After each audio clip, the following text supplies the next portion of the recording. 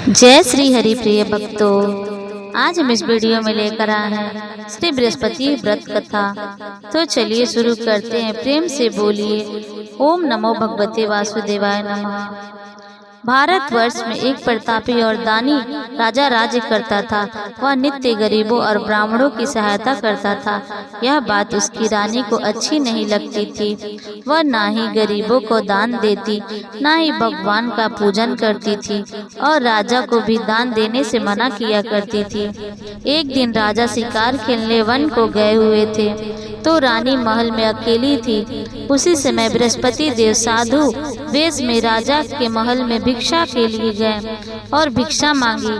रानी ने भिक्षा देने से इनकार किया और कहा, हे साधु महाराज, मैं तो दान पुण्य से तंग आ गई हूँ। मेरा पति सारा धन लुटाते रहते हैं। मेरी इच्छा है कि हमारा सारा धन नष्ट हो जाए, फिर ना रहेगा बांस, ना बजेगी बांसुरी। साधु ने कहा, देवी तुम तो बड़ी विचित्र हो। धन संतान तो सभी चाहते हैं, पुत्र और लक्ष्मी तो पापी के घर में भी होनी चाहिए। यदि तुम्हारे पास अधिक धन है तो भूखों को भोजन दो, प्यासों के लिए प्याऊ बनवाओ, मुसाफिरों के लिए धर्मशालाएं खुलवाओ। जो निर्धन अपनी कुंवारी कन्याओं का विवाह नहीं कर सकते, उनका विवाह करा दो। ऐसे और कई काम हैं जिनके करने से तुम्हारा यश लोक परलोक में फैलेगा। परंतु रानी पर उपदेश का कोई प्रभाव न पड़ा। वह बोली, महाराज आप मुझे कुछ न समझाइए। मैं ऐसा धन नहीं चाहती जो हर जगह बांटती फिरूं। साधु ने उत्तर दिया, यदि तुम्हारी ऐसी इच्छा है तो तथा अस्तु। तुम ऐसा करना कि बृहस्पतिवार को घर लिपकर पीली मिट्टी से अपना सिर धोकर स्नान करना, भट्टी चढ़ाकर कपड़े धोना। ऐसा करने से आपका सारा धन नष्ट हो जाएगा। इतना कहकर वहां से साधु महाराज चले गए। साधु के अनुसार कई बातों को पूरा करते हुए रानी को केवल 3 बृहस्पति ही बीते थे कि उसकी समस्त धन संपत्ति नष्ट हो गई। भोजन के लिए राजा का परिवार तरसने लगा। तब एक दिन राजा ने अपनी रानी से बोला कि हे रानी, तुम यहीं रहो, मैं दूसरे देश को जाता हूँ, क्योंकि यहाँ पर सभी लोग मुझे जानते हैं, इसलिए मैं कोई छोटा कार्य नहीं कर सकता। ऐसा कहकर राजा परदेश चला गया। वहाँ वह जंगल में लकड़ी काटकर लाता और शहर में बेचता। इस तरह वह अपना जीवन व्यतीत करने लगा। इधर राजा के परदेश जाते ही रानी और दासी दुखी रहने लगी। एक बार जब रानी और दासी को 7 दिन तक बिना भोजन के रहना पड़ा तो रानी ने अपनी दासी से कहा, हे दासी, पास ही के नगर में मेरी बहन रहती है। वह बड़ी धनवान है, तू उसके पास जा और कुछ ले आ ताकि थोड़ी बहुत गुजर बसर हो जाए। दासी रानी की बहन के पास गई। उस दिन गुरुवार था और रानी की बहन उस समय बृहस्पति व्रत की कथा सुन रही थी। दासी ने रानी की बहन को अपनी रानी का संदेश दिया, लेकिन रानी की बड़ी बहन ने कुछ उत्तर नहीं दिया। जब दासी को रानी की बहन से कोई उत्तर नहीं मिला तो वह बहुत दुखी हुई और उसे क्रोध भी आया। दासी ने वापस आकर रानी को सारी बात बता दी। सुनकर रानी ने अपने भाग्य को कोसा। उधर रानी की बहन ने सोचा कि मेरी बहन की दासी आई थी, परंतु मैं उससे नहीं बोली, इससे वह बहुत दुखी हुई होगी। कथा सुनकर और पूजन समाप्त करके वह अपनी बहन के घर आई और कहने लगी, हे बहन, मैं बृहस्पतिवार का व्रत कर रही थी। तुम्हारी दासी मेरे घर आई थी, परंतु जब तक कथा होती है तब तक ना तो उठते हैं और ना ही बोलते हैं, इसलिए मैं नहीं बोली। कहो दासी क्यों गई थी? रानी बोली, बहन तुमसे क्या छिपाऊं, हमारे घर में खाने तक को अनाज नहीं है। ऐसा कहते कहते रानी की आंखें भर आई। उसने दासी समेत पिछले 7 दिनों से भूखे रहने तक की बात अपनी बहन को विस्तार पूर्वक सुना दी। रानी की बहन बोली, देखो बहन, भगवान बृहस्पति देव सबकी मनोकामना को पूर्ण करते हैं। देखो शायद तुम्हारे घर में अनाज रखा हो। पहले तो रानी को विश्वास नहीं हुआ, पर बहन के आग्रह करने पर उसने अपनी दासी को अंदर भेजा तो उससे सचमुच अनाज से भरा एक घड़ा मिल गया। यह देखकर दासी को बड़ी हैरानी हुई। दासी रानी से कहने लगी, हे रानी, जब हमको भोजन नहीं मिलता तो हम व्रत ही तो करते हैं, इसलिए क्यों ना इनसे व्रत और कथा की विधि पूछ ली जाए ताकि हम भी व्रत कर सके। तब रानी ने अपनी बहन से बृहस्पति व्रत के बारे में पूछा। उसकी बहन ने बताया, बृहस्पतिवार के व्रत में चने की दाल और मुनक्का से विष्णु भगवान का केले की जड़ में पूजन करें तथा दीपक जलाए, व्रत कथा सुने और पीला भोजन ही करें। इससे बृहस्पति देव प्रसन्न होते हैं। व्रत और पूजा विधि बताकर रानी की बहन अपने घर लौट गई। 7 दिन के बाद जब गुरुवार आया तो रानी और दासी ने व्रत रखा। गुड़साल में जाकर चना और गुड़ लेकर आई। फिर उसने केले की जड़ तथा विष्णु भगवान का पूजन किया। अब पीला भोजन कहाँ से आए, इस बात को लेकर दोनों बहुत दुखी थे। चूंकि उन्होंने व्रत रखा था, इसलिए बृहस्पति देव उनसे प्रसन्न थे। इसलिए वे एक साधारण व्यक्ति का रूप धारण कर 2 थाली में सुंदर पीला भोजन दासी को दे गए। भोजन पाकर दासी प्रसन्न हुई और फिर रानी के साथ मिलकर भोजन ग्रहण किया। उसके बाद वे सभी गुरुवार को व्रत और पूजन करने लगी। बृहस्पति भगवान की कृपा से उनके पास फिर से धन संपत्ति आ गई, परंतु रानी फिर से पहले की तरह आलस्य करने लगी। तब दासी बोली, देखो रानी, तुम पहले भी इसी प्रकार आलस्य करती थी। तुम्हें धन रखने में कष्ट होता था, इस कारण सभी धन नष्ट हो गया, और अब जब भगवान बृहस्पति की कृपा से धन मिला है तो तुम्हें फिर से आलस होता है। रानी को समझाते हुए दासी कहती है कि बड़ी मुसीबतों के साथ हमने यह धन पाया है, इसलिए हमें दान पुण्य करना चाहिए, भूखे मनुष्यों को भोजन कराना चाहिए और धन को शुभ कार्यों में खर्च करना चाहिए, जिससे तुम्हारे कुल का यश बढ़ेगा, स्वर्ग की प्राप्ति होगी और पितृ प्रसन्न होंगे। दासी की बात मानकर रानी अपना धन शुभ कार्यों में खर्च करने लगी, जिससे पूरे नगर में उसका यश फैलने लगा। एक दिन राजा दुखी होकर जंगल में एक पेड़ के नीचे आसन जमाकर बैठ गया। वह अपनी दशा को याद करके व्याकुल होने लगा। बृहस्पतिवार का दिन था। एकाएक उसने देखा कि निर्जन वन में एक साधु प्रकट हुए। वह साधु वेश में स्वयं बृहस्पति देव थे। लकड़हारे के सामने आकर बोले, हे लकड़हारे, इस सुनसान जंगल में तू चिंता मगन क्यों बैठा है? लकड़हारे ने दोनों हाथ जोड़कर प्रणाम किया और उत्तर दिया, महात्म जी, आप सब कुछ जानते हैं, मैं क्या कहूँ। यह कहकर रोने लगा और साधु को अपनी आत्मकथा सुनाई। महात्मा जी ने कहा, तुम्हारी स्त्री ने बृहस्पति के दिन बृहस्पति भगवान का निरादर किया है, जिसके कारण रुष्ट होकर उन्होंने तुम्हारी यह दशा कर दी। अब तुम चिंता को दूर करके मेरे कहे पर चलो तो तुम्हारा सब कष्ट दूर हो जाएगा और भगवान पहले से भी अधिक संपत्ति देंगे। तुम बृहस्पति के दिन कथा किया करो, 2 पैसे के चने मुनक्का लाकर उसका प्रसाद बनाओ और शुद्ध जल से लोटे में शक्कर मिलाकर अमृत तैयार करो।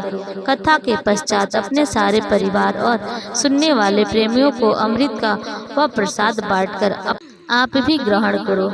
ऐसा करने से भगवान तुम्हारी सब मनोकामनाएं पूर्ण करेंगे। साधु के ऐसे वचन सुनकर लकड़हारा बोला, हे प्रभु, मुझे लकड़ी बेचकर इतना पैसा नहीं मिलता जिससे भोजन के उपरांत कुछ बचा सकूं।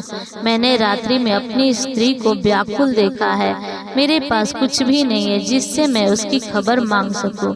साधु ने कहा, हे लकड़हारे, तुम किसी बात की चिंता मत करो। बृहस्पति के दिन तुम रोजाना की तरह लकड़ियाँ लेकर शहर को जाओ। तुमको रोज से दुगना धन प्राप्त होगा, जिससे तुम भली भांति भोजन कर लोगे तथा बृहस्पति देव की पूजा का सामान भी आ जाएगा। इतना कहकर साधु अंतर ध्यान हो गए। धीरे धीरे समय व्यतीत होने पर फिर वही बृहस्पतिवार दिन आया। लकड़हारा जंगल से लकड़ी काटकर किसी शहर में बेचने गया। उसे उस दिन और दिनों से अधिक पैसा मिला। राजा ने चना गुड़ आदि लाकर गुरुवार का व्रत किया। उस दिन से उसके सभी कलेश दूर हुए। परंतु जब दोबारा गुरुवार का दिन आया तो बृहस्पतिवार का व्रत करना भूल गया। इस कारण बृहस्पति भगवान नाराज हो गए।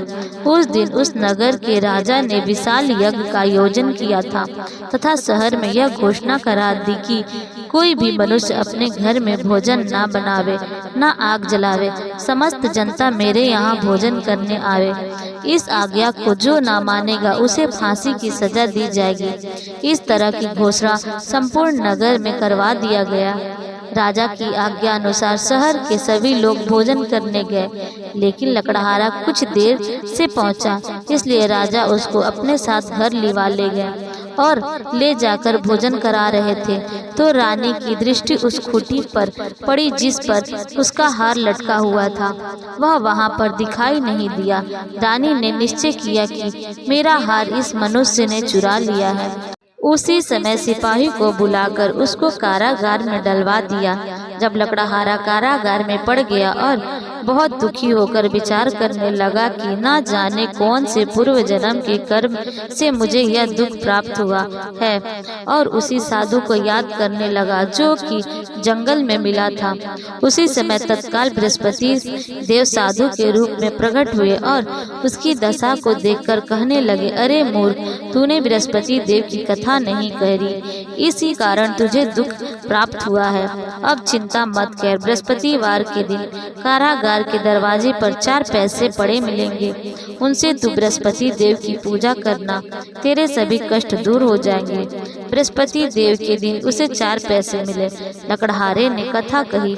उसी रात्रि को बृहस्पति देव ने उस नगर के राजा को स्वप्न में कहा, हे राजा, तूने जिस आदमी को कारागार में बंद कर दिया है वह निर्दोष है, वह राजा है, उसे छोड़ देना। रानी का हार उसी खूंटी पर लटका है। अगर तू ऐसा नहीं करेगा तो मैं तेरा राज्य को नष्ट कर दूंगा। इस तरह रात्रि के स्वप्न को देखकर राजा प्रातःकाल उठा और खूंटी पर हार देखा। लकड़हारे को बुलाकर क्षमा मांगी तथा लकड़हारे को योग्य सुंदर वस्त्र आभूषण देकर विदा कर दिया। बृहस्पति देव की आज्ञा अनुसार लकड़हारा अपने नगर को चल दिया। राजा जब अपने नगर के निकट पहुंचा तो उसे बड़ा आश्चर्य हुआ। नगर में पहले से अधिक बाग, तालाब, कुएं तथा बहुत सी धर्मशालाएं, मंदिर आदि बन गई हैं। राजा ने पूछा, यह किसका बाग और धर्मशाला है? तब नगर के सब लोग कहने लगे, यह सब रानी और बांदी के हैं। तो राजा को आश्चर्य हुआ और गुस्सा भी आया। जब रानी ने यह खबर सुनी कि राजा आ रहे हैं तो उन्होंने बांदी से कहा कि हे दासी, देख राजा हमको कितनी बुरी हाल में छोड़ कर गए थे। हमारी ऐसी हालत देखकर वह लौट न जाए, इसलिए तू दरवाजे पर खड़ी हो जा। आज्ञा अनुसार दासी दरवाजे पर खड़ी हो गई। राजा आए तो उन्हें अपने साथ लिवा लाए। तब राजा ने क्रोध करके अपनी रानी से पूछा कि यह धन तुम्हें कैसे प्राप्त हुआ? तब उन्होंने कहा, हमें यह सब धन बृहस्पति देव के इस व्रत के प्रभाव से प्राप्त हुआ है। राजा ने निश्चय किया कि 7 रोज बाद तो सभी बृहस्पति का पूजा करते हैं, परंतु मैं प्रतिदिन 3 बार कहानी तथा रोज व्रत किया करूँगा। अब हर समय राजा के दुपट्टे में चने की दाल बंधी रहती तथा दिन में 3 बार कहानी कहता।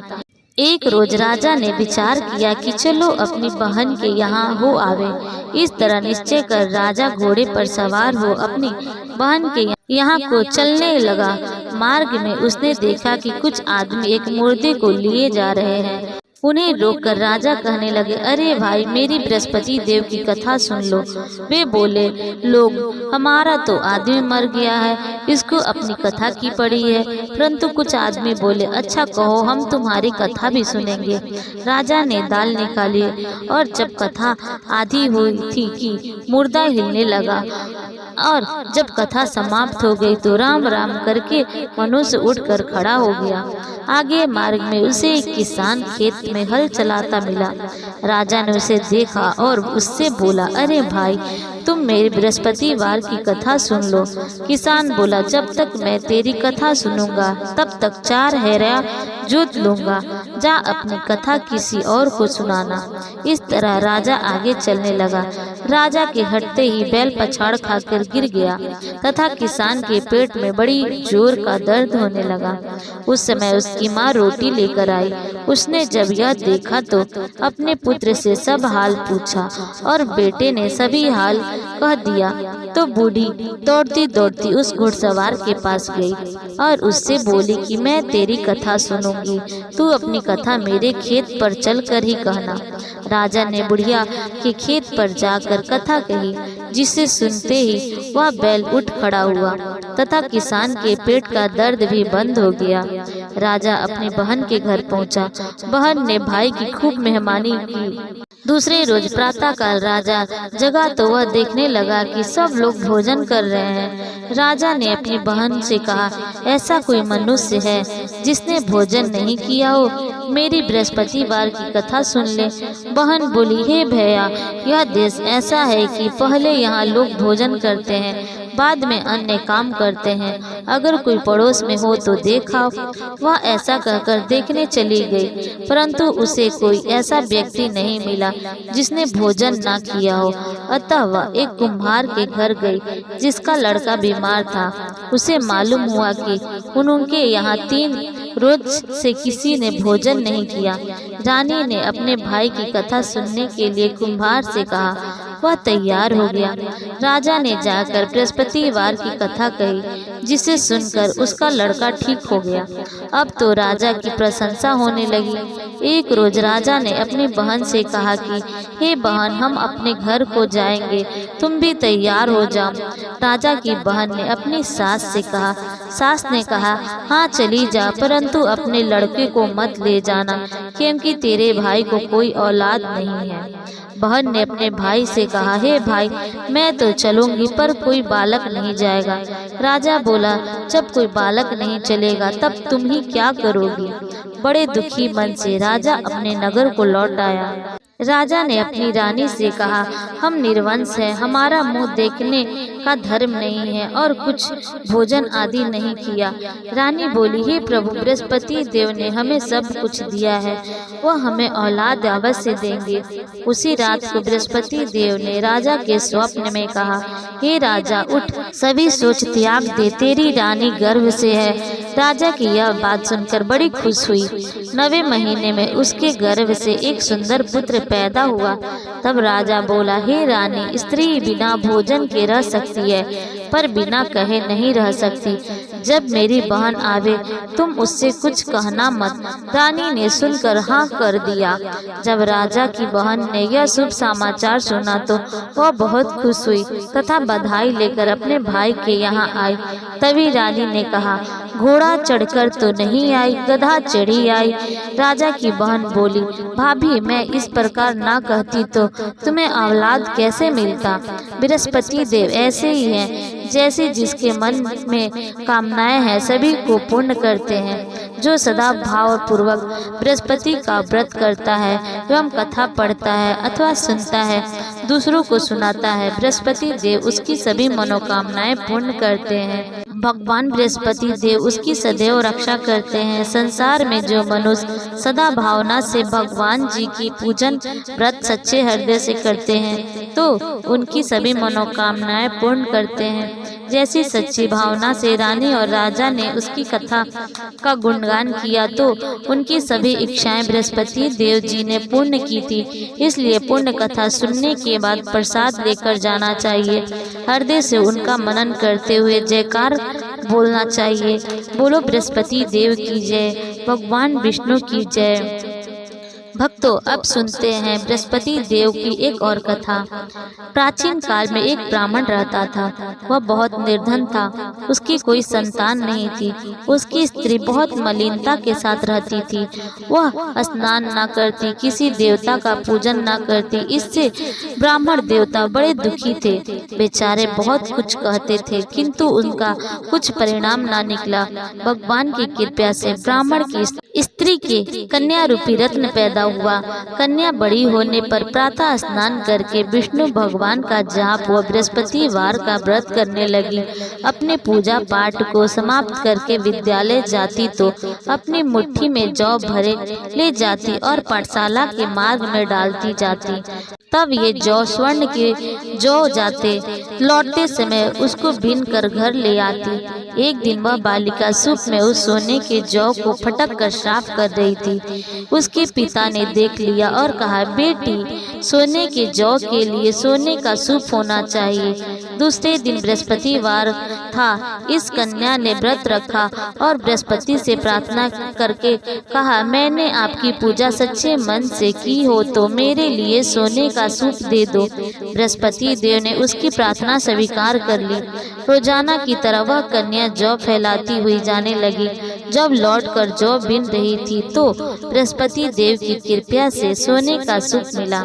उसे वह घर ले आई और उसमें जौ साफ करने लगी, परंतु उसकी माँ का वही ढंग रहा। एक दिन की बात है कि वह कन्या सोने के सूप में जौ साफ कर रही थी। उस समय उधर शहर का राजपूत वहां से होकर निकला। इस कन्या के रूप और कार्य को देखकर मोहित हो गया तथा अपने घर जाकर भोजन तथा जल त्याग कर उदास होकर लेट गया। राजा को इस बात का पता लगा तो अपने प्रधानमंत्री के साथ उसके पास गए और बोले, हे बेटा, तुम्हें किस बात का कष्ट है? किसी ने अपमान किया है अथवा और कारण हो सो कहो, मैं वही कार्य करूँगा जिससे तुम्हें प्रसन्नता हो। अपने पिता की राजकुमार ने बातें सुनी तो वह बोला, मुझे आपकी कृपा से किसी बात का दुख नहीं है। किसी ने मेरा अपमान नहीं किया है, परंतु मैं उस लड़की से विवाह करना चाहता हूँ जो सोने के सूप में जौ साफ कर रही थी। यह सुनकर राजा आश्चर्य में पड़ गए और बोले, हे बेटा, इस तरह की कन्या का पता तुम ही लगाओ, मैं उसके साथ तेरा विवाह अवश्य ही करवा दूंगा। राजकुमार ने उस लड़की के घर का पता बताया। तब मंत्री उस लड़की के घर गए और ब्राह्मण देवता को सभी हाल बताया। ब्राह्मण देवता राजकुमार के साथ अपनी कन्या का विवाह करने के लिए तैयार हो गया। तब विधि विधान के अनुसार ब्राह्मण की कन्या का विवाह राजकुमार के साथ हो गया। कन्या के घर से जाते ही पहले की भांति उस ब्राह्मण देवता के घर में गरीबी का निवास हो गया। अब भोजन के लिए भी अन्न बड़ी मुश्किल से मिलता था। एक दिन दुखी होकर ब्राह्मण देवता अपनी पुत्री के पास गए। बेटी ने पिता की दुखी अवस्था को देखा और अपनी माँ का हाल पूछा। तब ब्राह्मण ने सभी हाल कहा। कन्या ने बहुत सा धन देकर अपने पिता को विदा कर दिया। इस तरह ब्राह्मण का कुछ समय सुखपूर्वक व्यतीत हुआ। कुछ दिन बाद फिर वही हाल हो गया। ब्राह्मण फिर अपनी कन्या के यहाँ गया और सारा हाल कहा तो लड़की बोली, हे पिताजी, आप माताजी को यहाँ लिवा लाओ, मैं उसे विधि बता दूंगी जिससे गरीबी दूर हो जाएगी। वह ब्राह्मण देवता अपनी स्त्री को साथ लेकर पहुँचे तो अपनी माँ को समझाने लगी, हे मातु, प्रातः काल प्रथम स्नान आदि करके विष्णु भगवान का पूजन करो तो सब दरिद्रता दूर हो जाएगी। परंतु उसकी माँ ने एक भी बात नहीं मानी और प्रातः काल उठकर अपनी पुत्री के बच्चों की जूठन को खा लिया। इससे उसकी पुत्री को बहुत ही गुस्सा आया और एक रात को कोठरी से सभी सामान निकाल दिया और अपनी माँ को उसमें बंद कर दिया। प्रातः काल उसे निकाला तथा स्नान आदि करवा के पाठ करवाया तो उसकी माँ की बुद्धि ठीक हो गई और फिर प्रत्येक बृहस्पतिवार को व्रत रखने लगी। इस व्रत के प्रभाव से उसके माँ बाप बहुत ही धनवान और पुत्रवान हो गए और बृहस्पति जी के प्रभाव से इस लोक के सुख भोग कर स्वर्ग लोक को प्राप्त हुए। सब बोलिए विष्णु भगवान की जय, बोलो बृहस्पति देव की जय। भक्तों, अगर आपको यह कथा पसंद आई हो तो हमारे चैनल को लाइक करें, शेयर करें और सब्सक्राइब करना ना भूलें। धन्यवाद।